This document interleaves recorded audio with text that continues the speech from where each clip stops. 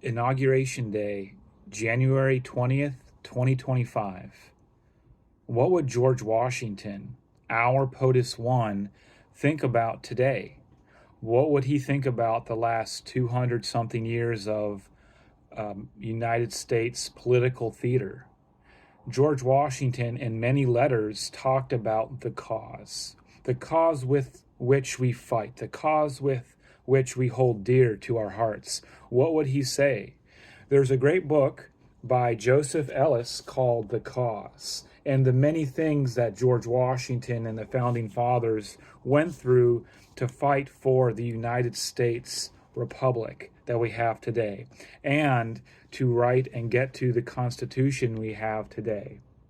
Now, during the American Revolutionary War, George Washington wrote to Major General Philip Schuyler, or Schuler, how people say it differently, but Major General Philip Schuyler on July 15th, 1777, "We should never despair," talking about the American Revolution. "Our situation before has been unpromising and has changed for the better. So I trust it will again. If new difficulties arise, we must put forth new exertions and proportion our efforts to the exigency of the times, adjusting culture to our morals and values, not adjusting our morals and values to culture." George Washington understood in his September 19th, 1796 farewell address that the two pillars of a great republic are faith and morality.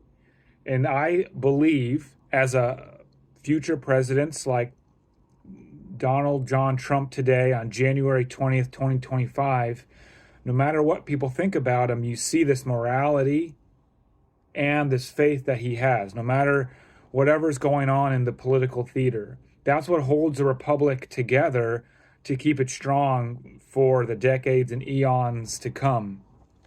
Another quote from George Washington that he wrote to Charles Min Thurston on August 10th, 1794. "Truth will ultimately prevail where pains is taken to bring it to light." This is a book I wrote called On the Banks of the Potomac, about the life of George Washington at Mount Vernon, the people who lived there, and many other things about his friends, his family, and the culture today.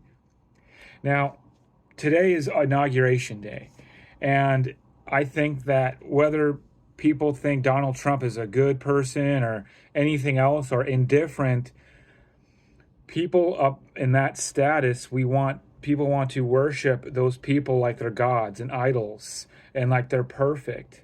And people are not perfect. I am a George Washington biographer. I wrote this book here, POTUS1.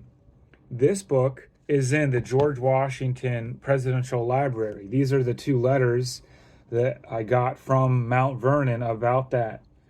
And I think that I speak with authority on this, knowing that even though Donald Trump isn't perfect, he's the right man in this culture today to hold things together, to stand against the wiles of the world and the evil forces, you could say, knowing that he's not a perfect person.